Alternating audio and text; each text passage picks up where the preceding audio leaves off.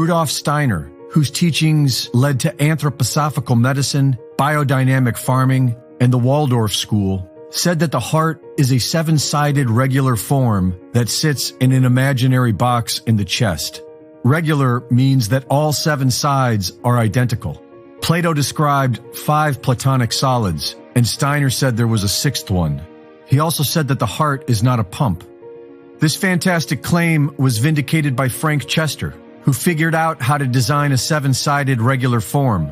This 6th platonic solid is now called the chestahedron, and it fits perfectly inside a cube at an angle of 36 degrees off-center to the left, the exact same angle that the heart sits in the chest.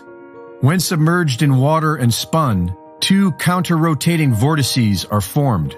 Recent scientific studies have shown that these 2 vortices facilitate the closing of the valves, and when the vortices don't form properly, blood clots will appear. The man who unfolded 1,000 hearts, Paco Torrent Guasp, discovered that the heart is a single muscular band, folded over itself in a spiraling pattern. The heart itself is a vortex of tissue. It is not a pump, it is a vortex machine. For centuries, it was believed that matter can only exist in 3 states, such as water, which can exist as liquid, ice, and vapor. Human cells are 70% water, but most of this water is not in any of these 3 states. We have recently learned that with water, there is a 4th state. This 4th state is called the plasma state, gel phase, exclusion zone, or structured water. And this is what pushes your blood through the entire cardiovascular system.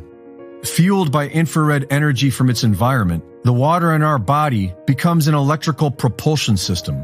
A certain percentage of the water in our body becomes structured water, and the rest remains normal liquid water, or bulk water.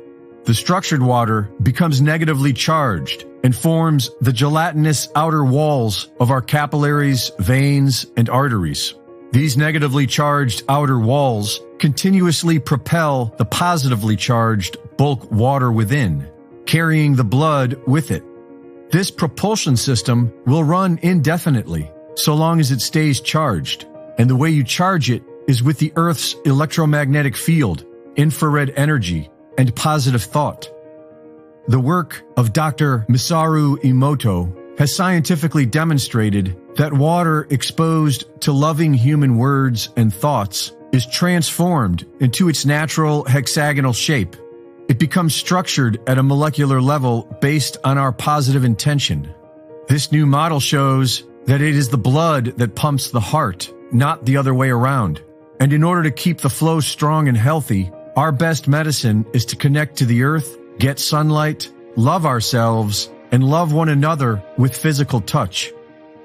Victor Schauberger spent his life studying water and found that in the natural world, water will always create vortices along its path.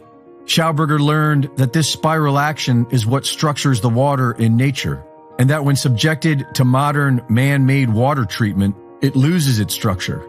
Schauberger's work led him to believe that one could generate energy out of a vortex. He described it as an energy implosion, as opposed to an energy explosion.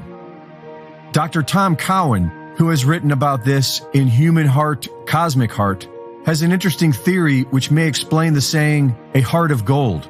Another recent discovery is that gold in its purest form does not appear to be gold at all.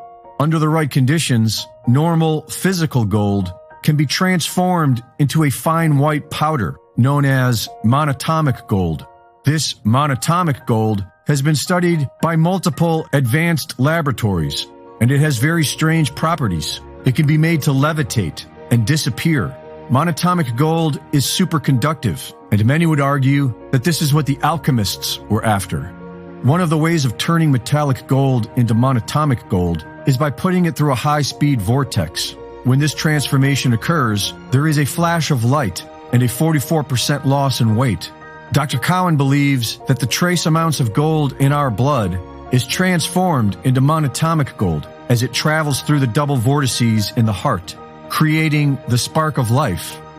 Reporting for InfoWars, this is Greg Reese.